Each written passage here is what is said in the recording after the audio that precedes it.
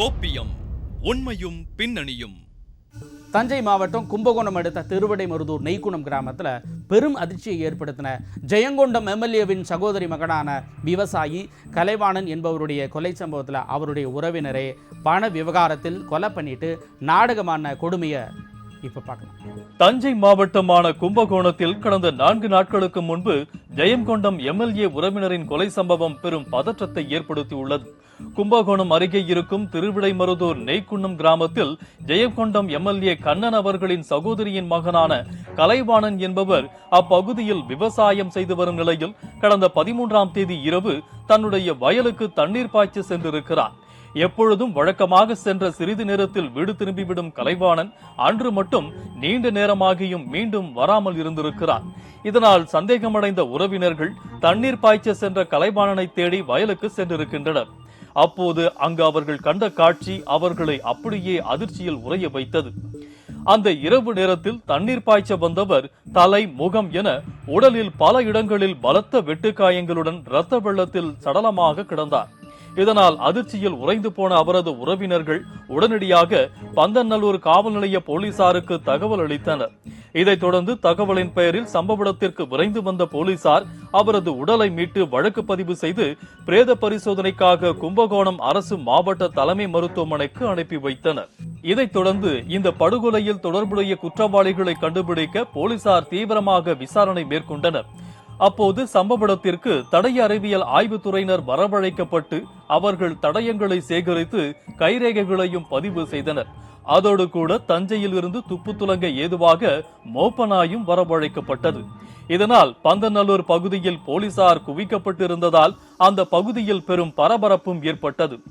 கலைவாணன் கொலை செய்யப்படுறதுக்கு முன்னாடியே பல கொலை மிரட்டல்கள் விடுக்கப்பட்டு வந்திருக்கு. அதில் குறிப்பாக வீட்டுக்கு பின்னால் இருந்த வைக்கோல் போற கொளுத்துனது, பயிரா உயிரா அப்படின்னு துண்டுச்சிட்டை எழுதி வீசினது, சுவற்றில் தொடரும் அப்படின்னு எழுதி போடுறது, இப்படி பல மிரட்டல்கள் வந்திருக்கு. அப்படிப்பட்ட விஷம செயல்கள் எல்லாம் யார் பண்ணாங்க, எதுக்காக அப்படி பண்ணாங்கன்றத இப்ப பார்க்கலாம். போலீசார் விசாரணையில் கொலை நடப்பதற்கு சில நாட்கள் முன்பிருந்தே பல திடுக்கிடும் அசம்பாவிதங்கள் நடந்து வந்தது தெரிய வந்தது. அதில் கலைவாணன் கொலை செய்யப்படுவதற்கு முன்பாகவே அவரை மர்ம நபர்கள் கொலை மிரட்டல் விடுத்து வந்ததோடு அவருக்கு சொந்தமான வைக்கோல் போர்களை கொளுத்தி பீதியை ஏற்படுத்தி பல்வேறு இடையூறுகளையும் ஏற்படுத்தி வந்தனர்.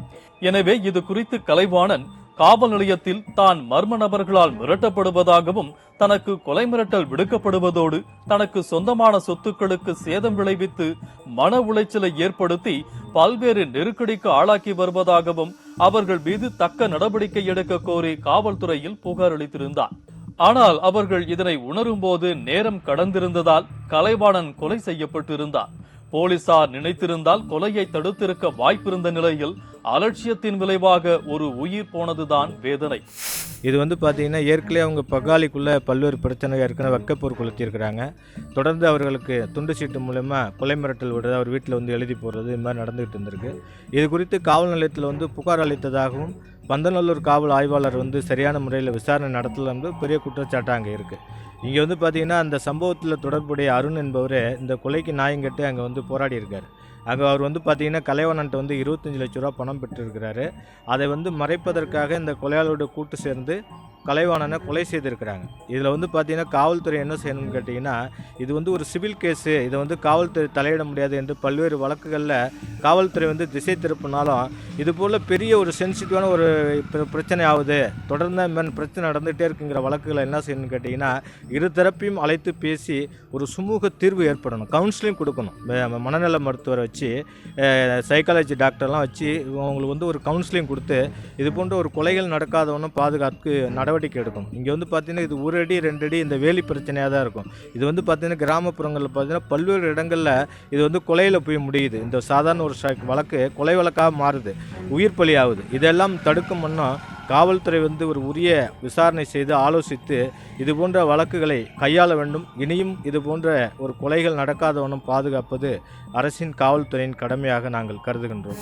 இந்த சூழ்நிலையில் தான் தொடர்ந்து கலைவாணனுக்கு எதிர்த்தரப்பில் இருந்து அச்சுறுத்தல் இருந்த பொழுதும் அதற்கு சரியான நடவடிக்கையினை விரைந்து காவல்துறையினர் மேற்கொள்ளாத சூழலில் இப்படுகொலை அரங்கேறியிருப்பது அனைவரையும் அதிர்ச்சியிலும் வேதனையிலும் ஆழ்த்திய நிலையில், மறுபுறமோ போலீசார் தொடர்ந்து நடத்தி வந்த விசாரணையில் கொலையாளியை தீவிரமாக தேடி வந்தனர். இதற்கிடையில் கலைவாணனின் உறவினரான அருண் என்பவர் கலைவாணன் கொலையானது குறித்து மிகவும் வேதனையடைந்து அவருடைய கொலைக்கு நீதி கேட்டு குரல் கொடுத்து வந்தார். 6 மாச காலமா வைக்கப்போற கொளுத்தி விட்டுக்கிட்டே இருக்கானோ. வைக்கப்போற கொளுத்தி விடுறது, பேப்பரால எழுதி போடுறது, ஒரு வாட்டி எழுதி போட்டு அடுத்த சம்பவம் பண்றோம். போலீஸ்ல நாங்க புகார் கொடுத்துட்டோம், பலமுறை புகார் கொடுத்தோம். இது வரைக்கும் ஒரு நல்ல ஆக்ஷனே எடுக்கல டிபார்ட்மெண்ட்ல. பந்தனூர் ஸ்டேஷன்ல போய் சொன்னா பந்தனூர் ஸ்டேஷன்ல ஆள் இல்லைன்னு சொல்றாங்க. ஒரு வாட்டி கம்ப்ளைண்ட் சரியான முறையில் வாங்கல. டிஎஸ்பி கிட்ட பேசினா நாங்க பிடிச்சிட்டோம்னு சொல்றாரு. திரும்பி அந்த பசங்க உள்ளேருந்து வெளில வந்துட்டு நாங்க செய்யல, இது எங்க மேல பொய்யா வழக்கு போட்டாங்க, போலீஸ் தான் சொல்லி வழக்கு போட்டுக்கிட்டாங்க அப்படின்னு அந்த பசங்க சொல்லிட்டு இருக்காங்க. இதுல எது உண்மை எது பொய்னே தெரியல. இன்னைக்கு என் தம்பி இறந்துட்டான் சார். நேற்று நைட்டு வெட்டி கொண்டு இருக்கணும். இதுக்கு எங்களுக்கு சரியான யார் செஞ்சாலும் சரியான ஆள் எங்களுக்கு தெரியணும்.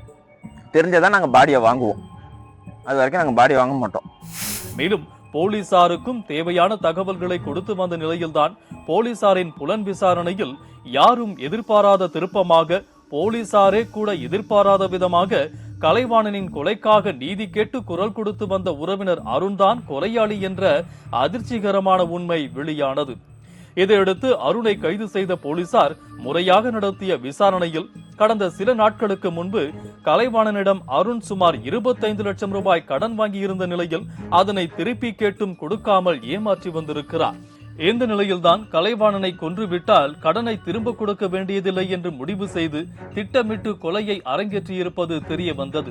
இதையடுத்து அருணிடம் கொலை தொடர்பாக மேற்கொண்டு போலீசார் விசாரணை நடத்தி வருகின்றனர். இனி இருக்கக்கூடிய இந்த நவீன யுகத்தில் கொலையாளி எந்த ரூபத்தில் யாராக வேணாலும் இருக்க முடியும் அப்படிங்கிறதுக்கும், யாரையும் கண்மூடித்தனமாக நாம் நம்பக்கூடாது அப்படிங்கிறதுக்கும் இந்த ஒரு சம்பவம் மிகப்பெரிய உதாரணம். இருந்தாலும் இந்த கொலைக்கு உடந்தையாக இருந்தவங்களையும் போலீசார் கைது பண்ணணும் அப்படிங்கிறது தான் அந்த பகுதியினரின் வேண்டுகோளாக இருக்கிறது. கோப்பியம், உண்மையும் பின்னணியும்.